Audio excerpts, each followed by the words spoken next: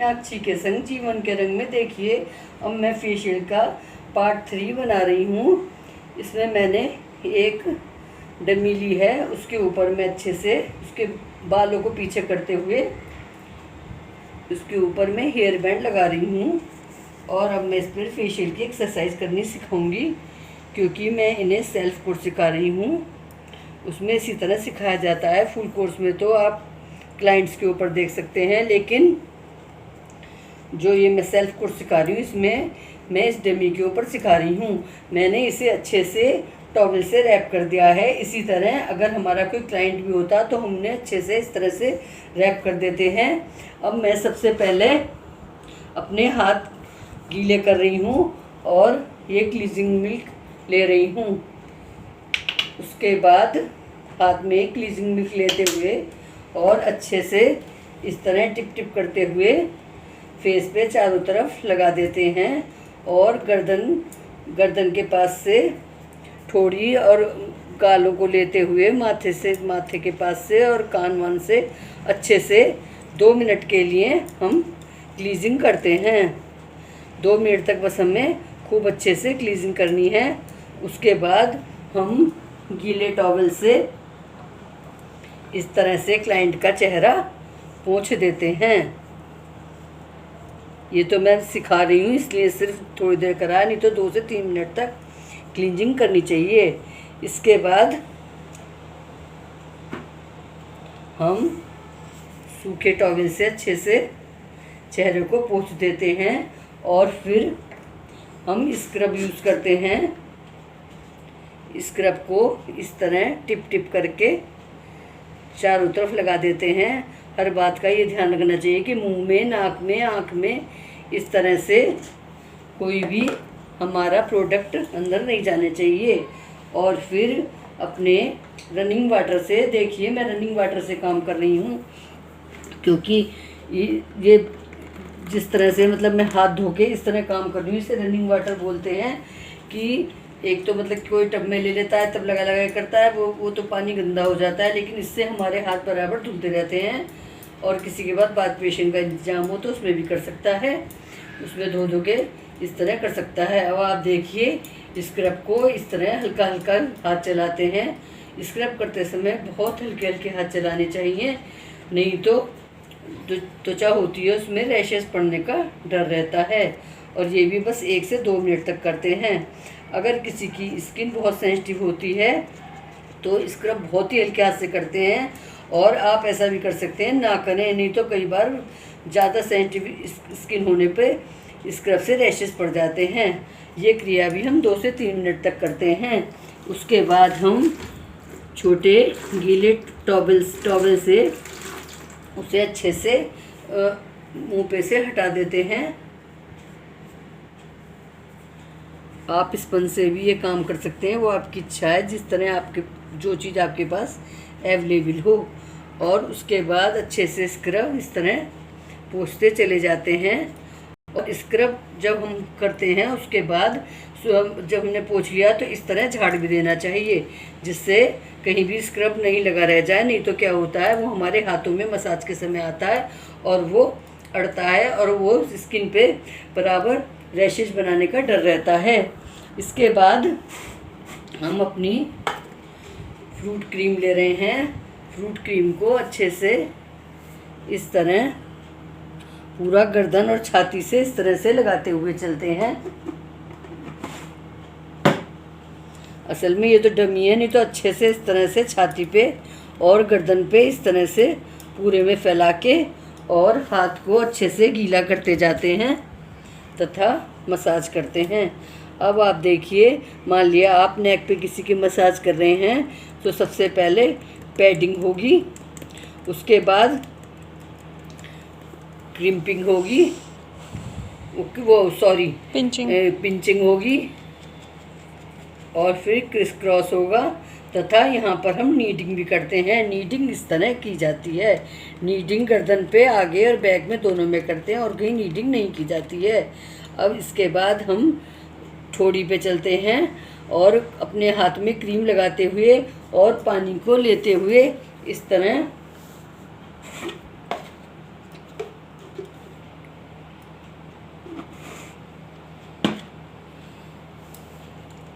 अब देखिए इसके बाद हमारी ठोड़ी की एक्सरसाइज है। हर एक्सरसाइज हम 30-30 बार करेंगे। ये तो मैं बस सिर्फ सिखा रही हूँ, इसलिए बस थोड़ा सा करके दिखा रही हूँ। इस तरह अंगूठे ऊपर की तरफ रखने होते हैं और ऊपर नीचे मास करना होता है, और फिर ठोड़ी से लेके कान की साइड पे जबड़े की साइड को इस तरह से हाथ चलाने होते हैं। ये भी 30-30 बार करनी होती है, और इधर वाली भी ये एक्सरसाइज 30-30 बार होती है। उसके बाद फिर ठोड़ी की इस तरह की एक्सरसाइज होती है, जो कि हम बीच से लेके कान तक करते हैं, और हाथ को बिल्कुल हिसाब से चलाते हैं कि क्लाइंट को ना तो दर्द हो और ना उसे एकदम घसीटने का सा महसूस हो, मतलब उसे अच्छा रिलीफ मिले, उसे ऐसा लगे कि मुझे कितना आराम मिल रहा है।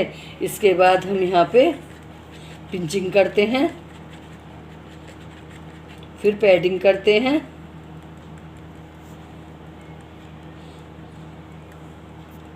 इस तरह करते हुए हम बस फिर होठ के पास आ जाते हैं। फिर उसके बाद सॉरी, मेरे मुंह से होठ निकल गया, होठ नहीं, उसके बाद गाल आएगा। गाल पे भी फिर हम वो हाथ में क्रीम और वो लेते हुए, पानी का हाथ लगाते हुए क्लॉकवाइज करते हैं, ये भी 30 बार होती है। फिर एंटी क्लॉकवाइज करते हैं, ये भी 30 बार होती है। उसके बाद उल्टे हाथ करके इस तरह से करते हैं, ये भी 30 बार एक्सरसाइज होती है। फिर इस तरह से करते हैं, ये भी 30 बार होती है एक्सरसाइज। उसके बाद फिर हम पिंचिंग करते हैं, फिर पैडिंग करते हैं, ये भी हम क्लॉकवाइज और एंटी क्लॉकवाइज हाथ चलाते हुए पूरे गाल पे अच्छे से करते हैं। उसके बाद हम क्रिस क्रॉस करते हैं। क्रिस क्रॉस देखिए इस तरह छोटा छोटा सा इस तरह करके इसको क्रिस क्रॉस बोलते हैं। इस साइड भी हम क्रिस क्रॉस करते हैं। ये सब क्रिया हमारी 30-30 बार करनी चाहिए, इससे हमारा फेशियल कंप्लीट होता है। उसके बाद फिर हम दोनों अपने ये अंगूठे इस तरह माथे के साइड रख के और उंगली गाल पे इस तरह रख के और ऊपर नीचे की तरफ करते हैं, ये भी 30 बार ही करी जाती है। इसी तरह इस साइड करते हैं। उसके बाद हम अपलिफ्टिंग करते हैं, ये भी 30 बार ही करी जाती है। इस तरह हम बीच बीच में रनिंग वाटर में हाथ धो के और क्रीम यूज़ करते हुए हम फेशियल करते हैं, और इस तरह से फेस को बीच बीच में करते रहना चाहिए। उसके बाद हम ये वाली एक्सरसाइज होने के बाद होठों की एक्सरसाइज करते हैं। होठों की एक्सरसाइज बस इस तरह करी जाती है, ये भी बस 30 बार करते हैं। उसके बाद हम नाक के ऊपर आ जाते हैं। नाक की एक्सरसाइज देखिए इस तरह करते हैं, दोनों अंगूठे माथे पे रखते हुए और इस तरह ऊपर नीचे मांस खींचते हैं। फिर उसके बाद नोज़ की इस तरह से चारों तरफ हम आँखों के चारों तरफ घुमाते हुए ये वाली एक्सरसाइज करते हैं।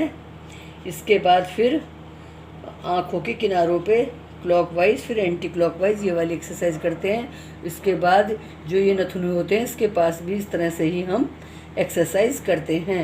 ये सब एक्सरसाइज करने के बाद हमारी आँखों की एक्सरसाइज का नंबर आता है।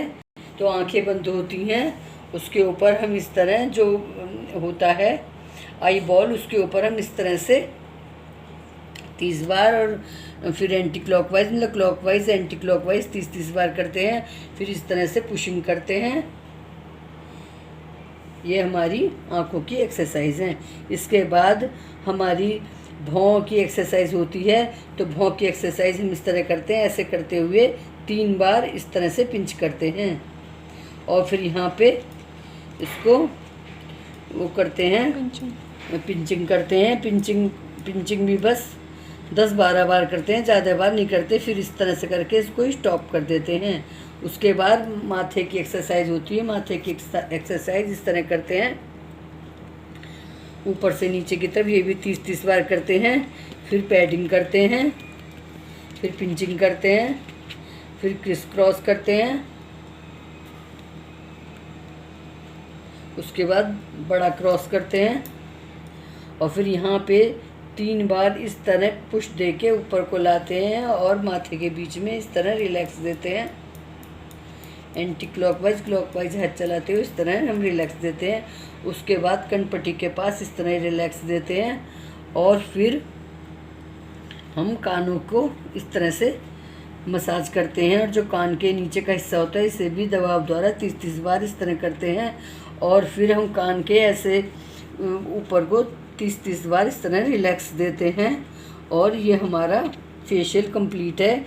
इसी तरह हम, जैसे हमारा जो क्लाइंट होता है ना, तो इसी तरह हम बैक पे भी इसी तरह करते हैं और जैसे मैंने गर्दन पे आगे एक्सरसाइज करी थी इसी तरह हमारी ये पीछे एक्सरसाइज होगी है। और तथा हम बैक पे इस तरह भी करके इस तरह से हाथ चलाते हुए इस तरह से पुशिंग करते हैं। इस तरह हमारा पूरा फेशियल कंप्लीट हो गया है। अब आप देखिए, मैं इसको गीले तौलिए से पूछ रही हूँ।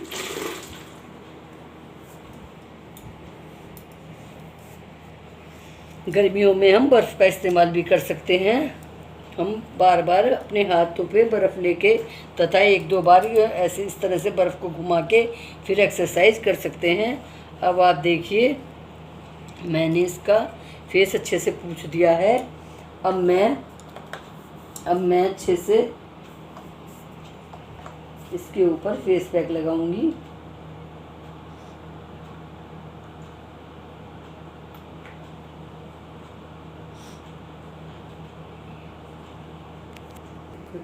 अब देखिए, हम इस तरह से फिर फेस पैक लगाते हैं, आईब्रो को बचाते हुए आँखों के चारों तरफ,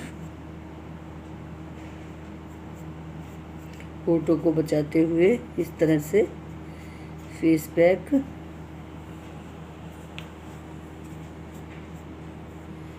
फेस पैक लगाने के बाद अपने क्लाइंट से ये कहना चाहिए कि अब आप प्लीज़ बोलिएगा नहीं तो ये क्रैक हो जाता है और झुर्री पड़ जाती हैं।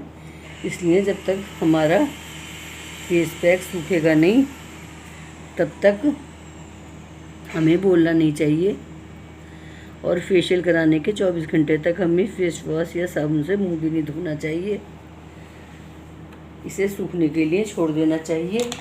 उसके बाद जल से भीगे हुए पैड इस तरह रुई के बना के रख लेते हैं और उन्हें आँख पे रख देते हैं।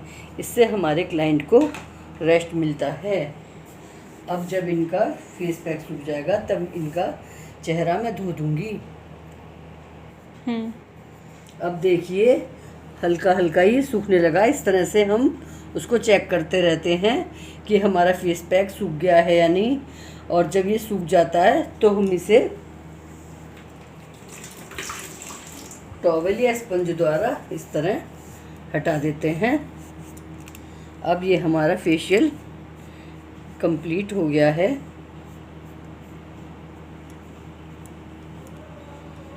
उसके बाद हम ये अच्छे से जो गुलाब जल के पैड रखे थे ये भी हमने हटा दिए हैं और फेस को बहुत हल्के हाथ से इस तरह से पोंछते हैं।